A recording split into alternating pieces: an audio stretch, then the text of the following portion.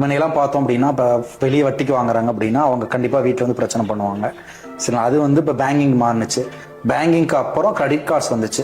இப்போ கிரெடிட் கார்ட்ஸில் வாங்கி அதை நம்ம கட்டாமல் விட்டா அந்த லீகலாக இருக்கக்கூடிய கிரெடிட் கார்டு கம்பெனி நம்ம மிரட்டுவாங்க, வீட்டுக்கு கூட வந்து திட்டுவாங்க.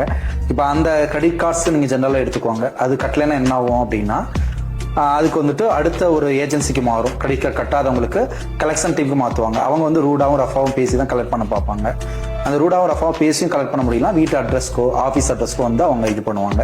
இது வந்து கிரெடிட் கார்ட்ஸ்லேயே வந்து நடக்குது. அதனால வந்துட்டு ஆர்பிஐ ரெகுலேஷன்ஸ்ல இருக்கக்கூடிய ஆப்ல நம்ம அப்ளை பண்ணாலுமே அதெல்லாம் வந்துட்டு சரியா கட்டலன்னா பிரச்சனை வரும். சரிங்களா, இது வந்துட்டு ஒரு கேட்டகரி.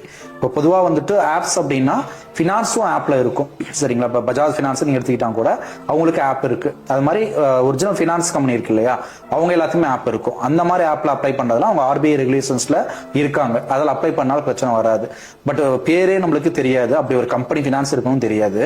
அதில் போய் அப்ளை பண்ணும்போது தான் எந்த ஒரு கண்ட்ரோல்லையுமே அது இருக்காது. ஆர்பிஐ ரெகுலேஷன்ஸ்லயும் வராது.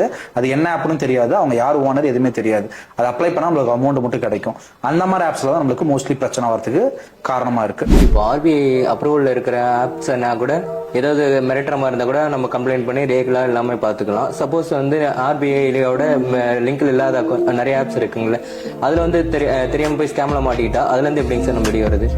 இதுக்கான வழியை சொல்றதுக்கு முன்னாடி ஃபர்ஸ்ட் இந்த தெரியாதவங்களா இருப்பாங்க இல்லையா, இப்போ நம்மளுக்கு வந்து அவேர்னஸ் இருக்கு. சில பேர் வந்து ஃப்ரெண்ட்ஸ் மாட்டிக்கிட்டாங்க அப்படின்னு கேள்விப்பட்டவங்க அப்ளை பண்ணாமல் இருப்பாங்க.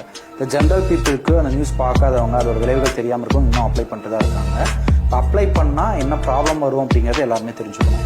ஃபர்ஸ்ட் ஆஃப் ஆல் வந்துட்டு அன்னோன் ஆப், லோன் ஆப்னு கிடையாது, அன்னோன் ஆப்ஸ் எதுவுமே இன்ஸ்டால் பண்ணக்கூடாது. அது நிறைய பேர் வந்து ஒரு எடிட்டிங் ஆப், ஒரு ஃபோட்டோ எடிட் பண்ணுறதுக்கு, வீடியோ எடிட் பண்ணுறதுக்கு என்னென்னே தெரியாமல் இருக்கும் ஒரு ஆப், அந்த மாதிரி ஆப்லாம் இன்ஸ்டால் பண்ணுவோம். மாதிரி தேவையில்லாத ஆப்ஸ்லாம் நம்ம இன்ஸ்டால் பண்ணிட்டு தான் இருக்கும். இப்போ வந்து ஃபர்ஸ்ட் அன்னோன் ஆப்பே இன்ஸ்டால் பண்ணக்கூடாது. அந்த மாதிரி ஆப்ஸ்லாம் இன்ஸ்டால் பண்ணால் என்ன ஆகும் அப்படின்னா, நம்ம வந்துட்டு எப்படி வந்துட்டு ஒரு இதில் அப்ளை பண்ணும்போது அதோட ரூல்ஸ் அண்ட் ரெகுலேஷன் தெரியாமல் நம்ம அப்ளை பண்ணுறோம். அந்த மாதிரி ஆப்பை இன்ஸ்டால் பண்ணும்போதும் அது என்ன ஆப்னே தெரியாமல் இன்ஸ்டால் பண்ணிடுறோம். அப்படி பண்ணும்போது என்ன ஆகுதுன்னா, நம்மளோட மொபைல் செட்டிங்ஸில் நம்ம வந்து அலோவ் கொடுத்துருவோம். இப்போ அலோவ் கொடுத்தோம்னா நம்மளோட கான்டாக்ட் ஆக்சஸ், நம்மளோட கேமரா ஆக்சஸ், நம்ம மைக் ஆக்சஸ், கேலரி ஆக்சஸ் எல்லாமே அந்த ஆப் போயிடும். அது ஜென்ரலாக